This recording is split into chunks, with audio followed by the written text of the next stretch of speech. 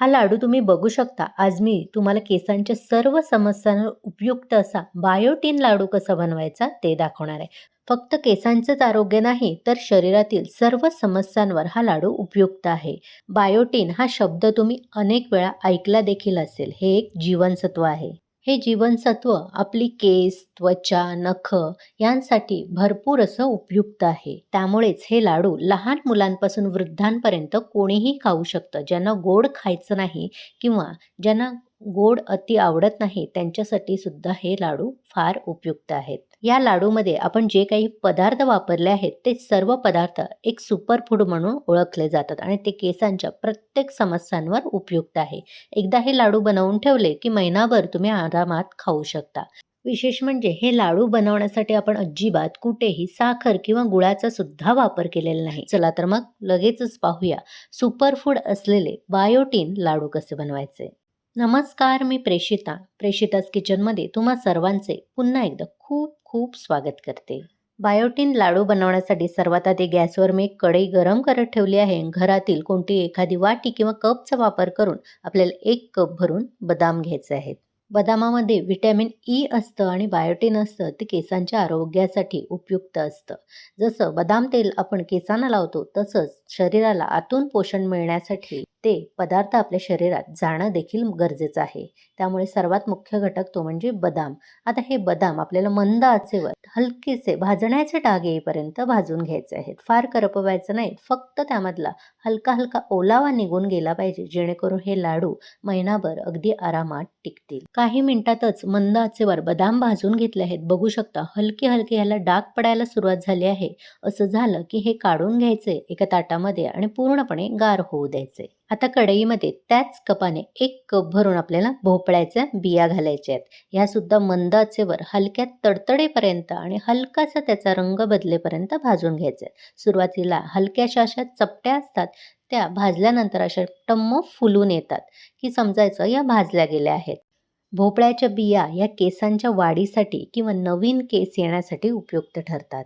भोपळ्याच्या बियांमध्ये भरपूर प्रमाणात झिंक, मॅग्नेशियम, आयर्न असतं. काही मिनिटांनंतर इथे तुम्ही बघू शकता हलक्या हलक्या भोपळ्याच्या बिया फुगायला सुरुवात झाली आहे आणि हलका हलका तडतड असा आवाज यायला सुरुवात झाली आहे. असं झालं आणि हलके असे भाजण्याचे डाग आले की आपल्याला ह्या सुद्धा बिया लगेचच काढून पूर्णपणे गार करून घ्यायच्या आहेत. आता ह्या कढईमध्ये 1 कप भरूनच सूर्यफुलाच्या बिया घालायच्यात. या सुद्धा मंद आचेवर हलक्याशा खरपूस भाजून घ्यायच्या आहेत. सूर्यफुलाच्या बियांमध्ये व्हिटॅमिन बी कॉम्प्लेक्स, प्रोटीन आणि सेलेनियम असतं. सूर्यफुलाच्या बिया इन्फेक्शन रोखण्याचं काम करतात. म्हणजे ज्यांना वारंवार कोंडा होतो किंवा केसाची त्वचा कोरडी पडते आणि त्यामुळे इन्फेक्शन होतं, ते रोखण्यास ह्या बिया मदत करतात. ज्यांना कोंड्यामुळे केस गळती होते किंवा इन्फेक्शनमुळे, तर तो कमी झाल्यामुळे आपोआप केस गळती कमी होण्यास मदत होते. त्याचबरोबर सूर्यफुलामध्ये असलेला बायोटिन घटक हा केसांना मजबूत करण्याचं काम करतं. काही मिनिटांमध्येच बघू शकता हलक्या अशा बिया भाजल्या गेल्या आहेत. असं झालं की ह्या सुद्धा आपल्याला लगेचच काढून घ्यायचं आहेत. आता कढईमध्ये त्याच कपाने अर्धा कप भरून काजू घालायचे आहेत. काजूमध्ये भरपूर असं झिंक आणि कॉपर असतं. काजू सुद्धा आपल्याला मंद आचेवर जसे बदाम भाजलेले हलके डाग येईपर्यंत तसे भाजून घ्यायचे आहेत. आणखी एक गोष्ट, तुम्हाला जर पित्ताचा किंवा उष्णतेचा त्रास नसेल तर अर्धा कप ऐवजी 1 कप काजू तुम्ही वापरू शकता. काजूमध्ये असलेलं झिंक हे केसांची वाढ होण्यास मदत करतं आणि जे कॉपर असतं हे मेलॅनिन निर्माण करण्याचं काम करतं. म्हणजे अकाली जे पांढरे केस होतात ते होऊ नये ह्याची प्रक्रिया मंदावण्याचं काम करतात. काजू सुद्धा हलके भाजून झाले आहेत, त्यावर सुद्धा हलकेसे डाग आले आहेत. आता हे सुद्धा काढून गार करून घ्यायचे. आता यामध्ये त्याच कपाने अर्धा कप भरून सफेद तीळ घ्यायचे. तीळ म्हटलं की तुम्हाला माहितीच आहे, केसांसाठी असू दे नाही तर शरीराच्या सर्व आजारांवर हे तीळ उपयुक्त ठरतात. भरपूर असे विटॅमिन्स, मिनरल्स असल्यामुळे केसांच्या आरोग्याबरोबरच शरीरातील सर्व समस्यांवर हे उपयुक्त आहेत. आता हे तीळ सुद्धा मंद आचेवर छान असे तडतडेपर्यंत भाजून घ्यायचे आहेत. तीळ हे कमी प्रमाणात आहे आणि कढई चांगली गरम झाल्यामुळे 1 ते 2 मिनिटातच असे तडतडायला सुरुवात झाली आहे. आता तीळ सुद्धा लगेचच मी काढून घेणार आहे. यानंतर आपल्याला त्याच कढईमध्ये अर्धा कप भरून जवस किंवा अळशीच्या बिया घालायच्या आहेत. या बियांमध्ये ओमेगा 3 फॅटी ॲसिड असतं आणि त्यामुळे भरपूर केसांना पोषण मिळतं आणि केसांचं आरोग्य सुधारलं जातं. आता या जवसाच्या बियासुद्धा मंद आचेवर तडतडेपर्यंत भाजून घ्यायच्यात. थोड्यासुद्धा कच्च्या ठेवायच्या नाहीत, कारण त्या चिकट आणि चिवट असतात.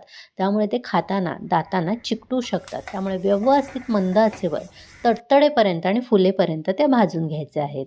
1-2 मिनिटातच इथे तुम्ही बघू शकता कशा या बिया तडतडायला सुरुवात झाली आहे. असं झालं की लगेचच ह्यासुद्धा काढून गार करून घ्यायच्या. आता कढईमध्ये 1 चमचा भरून साजूक तूप घालायचं. तूप हलकंसं गरम झालं की ह्यामध्ये अर्धा कप भरून काळे मनुके घालायचे आहेत. आता हे मनुके सुद्धा मंद आचेवर छान असे फुलेपर्यंत परतून घ्यायचे आहेत.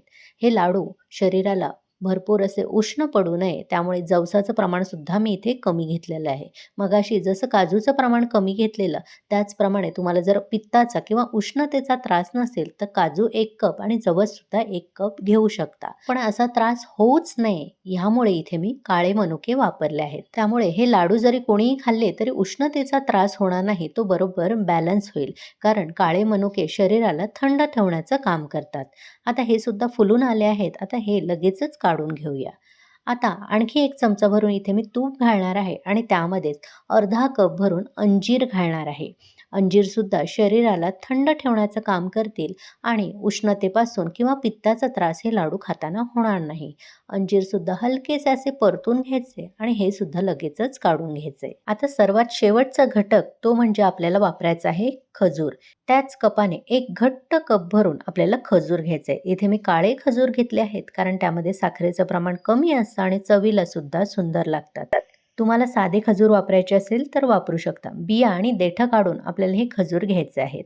आता हे खजूरसुद्धा फक्त 2 ते 3 मिनिटं मऊ होईपर्यंत आणि त्याचा गोळा बनेपर्यंत परतून घ्यायचं आहे. खजूरसुद्धा नैसर्गिक गोडवा देणारा असला तरी केसांसाठी तितकाच महत्त्वाचा आहे. खजुरामध्ये भरपूर लोह असतं आणि कधी-कधी जास्त करून महिलांमध्ये लोहाचं प्रमाण कमी झाल्यामुळे केस गळती किंवा केसांची मुळं मजबूत न होणं अशा समस्यांना सामोरं जावं लागतं. रोज 1 खजूर खाल्ल्यामुळे हिमोग्लोबिनचं प्रमाण सुद्धा वाढतं, त्यामुळे रक्ताभिसरण सुरळीत होतं. त्याचं पोषण केसांना सुद्धा मिळतं आणि त्यामुळे सुद्धा केसांच्या सर्व समस्यांवर खजूर उपयुक्त आहे. बोलता बोलता खजूर सुद्धा इथे मऊ झाला आहे. त्याचा असा गोळा बनायला सुरुवात झाली आहे. आता हा सुद्धा काढायचा आहे आणि पूर्ण गार करून घ्यायचा आहे.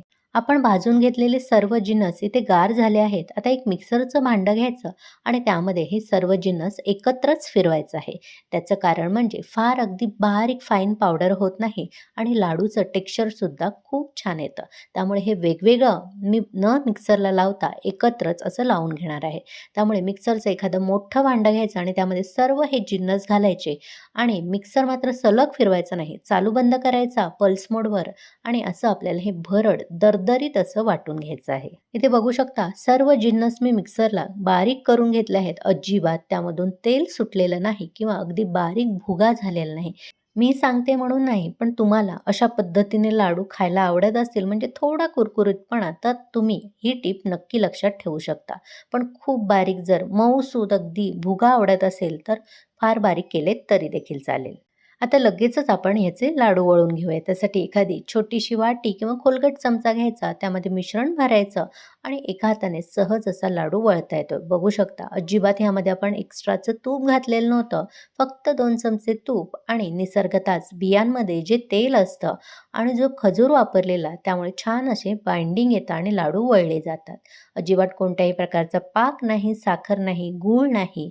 त्यामुळे अतिशय पौष्टिक असे हे लाडू तयार होतात. तुम्हाला माझी आजची रेसिपी कशी वाटली?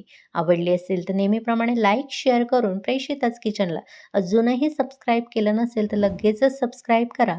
सोबत असलेलं नोटिफिकेशनचं ऑलचं बटन मात्र दाबायला विसरू नका, जेणेकरून माझ्या अशाच सर्व रेसिपी तुम्हाला लगेचच पाहता येतील.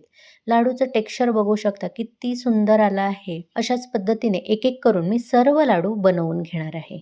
इथे मी सर्व लाडू बनवून घेतले आहेत. बघू शकता किती सुंदर तयार झाले आहेत आणि मी मेजरमेंट कपचा फक्त अर्धा कपाचा वापर करून सर्व साहित्य मोजून घेतलेलं. त्याचे मध्यम आकाराचे बरोबर 18 लाडू तयार होतात. फार बारीक सुद्धा मी आकाराने लहान लाडू बनवले नाही आहेत. मध्यम असे आकाराचे लाडू आहेत. लाडू तोडून सुद्धा दाखवते.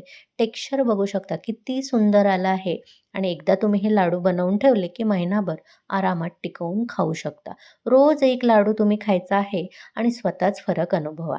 मी सांगितलेल्या पद्धतीने अतिशय पौष्टिक असे बायोटीन लाडू करून बघा आणि कसे झाले कमेंट करून मला नक्की कळवा. चला तर मग पुन्हा भेटू अशाच मस्त, स्वादिष्ट, भरपूर टिप्स, अचूक प्रमाण आणि एखाद्या नवीन रेसिपीसह. धन्यवाद.